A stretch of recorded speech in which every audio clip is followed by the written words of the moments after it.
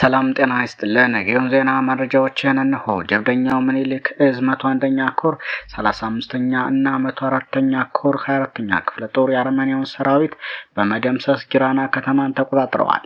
በተያያዘም በደብረ ማርቆስ ከተማ በተፈጸመ የቦምብ ጥቃት 7 የአድማ ብተና አባላት ሲደመሰሱ 3 የጸጥታ አባላት ደግሞ ፋኖን ተቀላቅለዋል። የፋሽስቱም የብልጽግና አገዛዝ የጸጥታ መዋቅር መፈናፈኛ እያሳጠው የሚገኘው አነፍናፍ የ206ኛ ኮር አዳይ ቡድን በደብረ ማርቆስ ከተማ ውስጥ ባሉ የስርዓቱ ተላላኪዎች ላይ እኩለ ሌሊት የደረሰ መብረቃዊ ቦምብ ጥቃት መፈጸሙ ታውቋል። ጥቃቱ የተፈጸመው ከሌሊቱ 7 ሰዓት ከሩብ ሲሆን በደብረ ማርቆስ ከተማ ነሐሴ 30 ሆቴል ፊት ለፊት ሲንቀሳቀስ በነበረ የሰሌዳ ቁጥሩ ኮድ 362415 በሆነ የጠላት መኪና ላይ ነው። በዚህ እጅግ አስደናቂ ኦፕሬሽን መኪና ውስጥ የነበሩ 7 የአድማ ብተና አባላት ወዲያውኑ ሲደመሰሱ ሌሎች 9 ያህሉ ደግሞ በጽኑ ቆስለው በወታደራዊ ካምፕ ውስጥ ሕክምና እየተደረገላቸው ይገኛልም ተብሏል።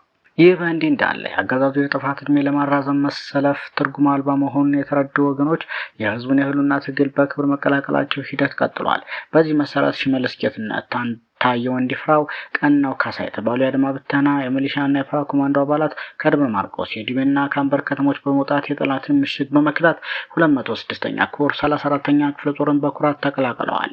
እንዲሁ መነሻውን ከቡሬ አድርገው የተንቀሳቀሰው የጠላት ኃይል በአርበኞች የደፈጣ ጥቃት አከርካሪውን ተመታ።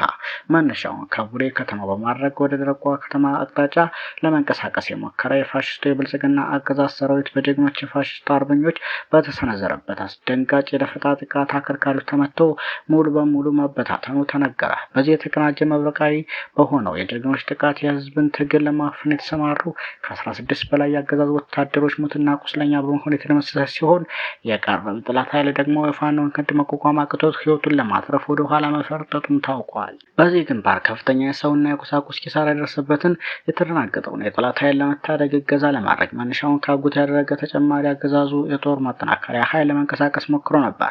ሆኖም ግን የነጻነት አርበኞቹ በዚሁ ተጨማሪ ኃይል ላይም ፈጣንና የማዳግም እርምጃ በመውሰድ ጠላት ያቀነው የድጋፍ ስምሪት ሙሉ በሙሉ አምክነውታል።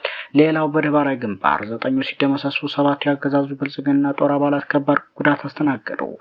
የአማራ ፋኖ ብሔራዊ ንቅናቄ ወሎ ቤት አማራ እዝ 303ኛ ግዙፍ አሳምነው ኮር አካል የሆነው የ21ኛ ክፍለ ጦር ልዩ ዘመቻና 2ኛ ሻለቃ ቃኞች በጥምረት ላስታ ወረዳ ገነተ ማርያም መገንጠያ ደብራይ ተብሎ ከሚጠራው ቦታ ላይ የነበረውን ያገዛዙ ጦር ከፊሉን በመደምሰስ ገሚሱን በማቆሰል ከአካባቢው እንዲጸዳ አድርገውታል።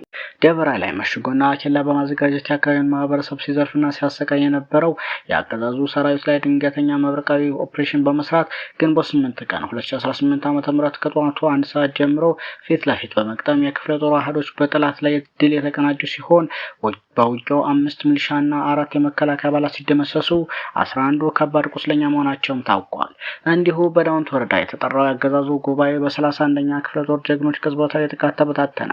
በዳውንት ወረዳ የህዝባችንን ፍላጎት በመጨፍለቅ የብልጽግናን ፌክ ምርጫ ለማስፈጸም ተላላኪዎቹ የጠሩት ይሁዳዊ ጉባኤ በአማራ ፋኖ ብሔራዊ ንቅናቄ ወሎ ቤት አማራ ምኒልክ እዝ 106ኛ ኮር 31ኛ ክፍለ ጦር አናብስቶች ቅጽበታዊ ጥቃት ሙሉ በሙሉ መበተኑ ተሰማ።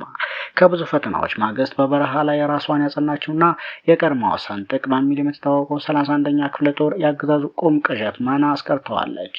ታች ዳውንት ገርሳ ከተባለ ስፍራ የዳውንት ማህበረሰብ ወታደራዊ ክንድ እያስገደደ ወደ ስብሰባ የወሰደው የፋሽስቱ ሰራዊት ለሚያጎበድድላቸው የብልጽግና ካቢኔዎች እጅ መንሻ ሳይደርስ የህዝብ መከታ የሆኑት የፋኖ አርበኞች መብረቃዊ ጥቃት ሰንዝረውባቸዋል። በተከፈተው በዚህ ጥቃት የጁላ ሰራዊት ጀርባው እየተለበለበ ከአካባቢው የፈረጠጠ ሲሆን በማገት ማስፈራራት የሚነዳው ምርጫ ጋሪን በዳውንት ምድር እንዲከሽፍ ተደርጓል። የወረዳው ማህበረሰብ በአርበኞቹ ቅጽበትና ቆራጥ እርምጃ እጅጉን መደሰቱን የገለጸ ሲሆን የአምባገነኑ ስርዓት የጭቆና ቀንበር ያራገፈላቸውን ፋኖች በታላቅ ክብር አመስግነው ወደ ዕለት ተዕለት ስራቸው ተመልሰዋል። የአማራን ህዝብ አንዴ በጦርነት ሌላ ጊዜ ደግሞ በሴራ ስብሰባዎች በማዳከም ከምድረገጽ ለማጥፋት ሌላውን ዓለም ተላላኪ ሆኖ ሌት ተቀን የሚሰራው አምባገነኑ የብልጽግና ስርዓት በአማራ ልጆች የተባበረ ክንድ ዳግም ውርደትን ተከናንቧል። የ106ኛ ኮር ህዝብ ግንኙነት መምሪያ ኃላፊ በላከው መግለጫ መዳረሻው ፍጹም ድልና ነጻነት የሆነው የአማራ ህዝብ ህልውና ተጋድሎ ይበልጥ ተጠናክሮ እንደሚቀጥል በድጋሚ አረጋግጠዋል። ይህ በእንዲህ እንዳለ እነ ጌታቸው ረዳ ትግራይ ለመቆጣጠር ምክር ቤት መሰረቱ። በህወሓት ጫና ከትግራይ የሸሹ የፖለቲካ ኃይሎች ክልሉን መልሶ ለመቆጣጠር ያስችለናል ያሉትን